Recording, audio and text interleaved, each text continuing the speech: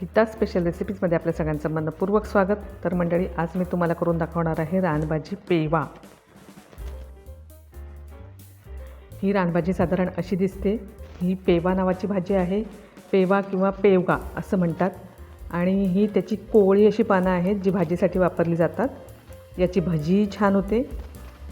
तर मी ही भाजी स्वच्छ धुवून घेतलेली आहे 4 ते 5 वेळा। त्याच्यानंतर मी मिठाच्या पाण्यात ठेवली होती आणि पुन्हा धुवून घेतली होती आणि छान बारीक चिरून घेतली।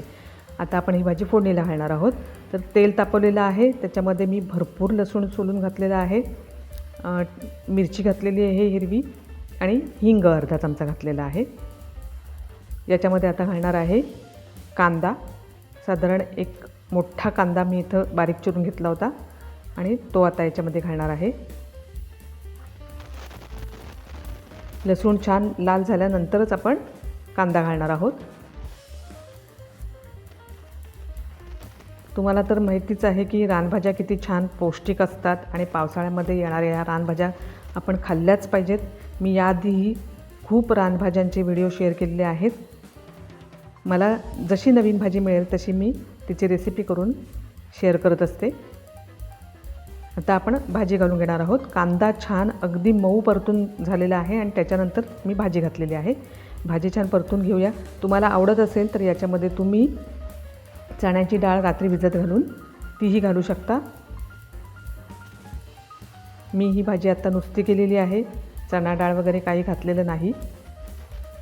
भाजी छान परतून घ्यायची आणि मस्त शिजवायची आणि नंतर ती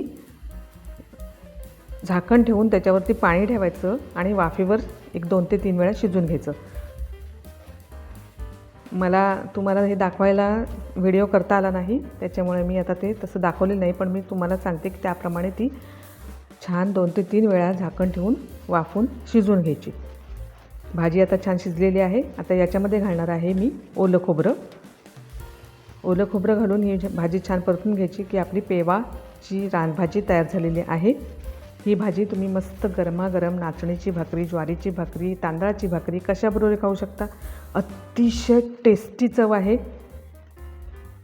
आणि ही रानभाजी पचनासाठी हितकारक आहे आणि विविध पौष्टिक घटकांनी समृद्ध आहे।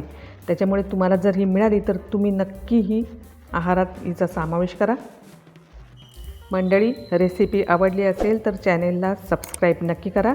भेटूया पुन्हा माझ्या नवीन स्पेशल रेसिपीसह गीता स्पेशल रेसिपीजमध्ये। धन्यवाद।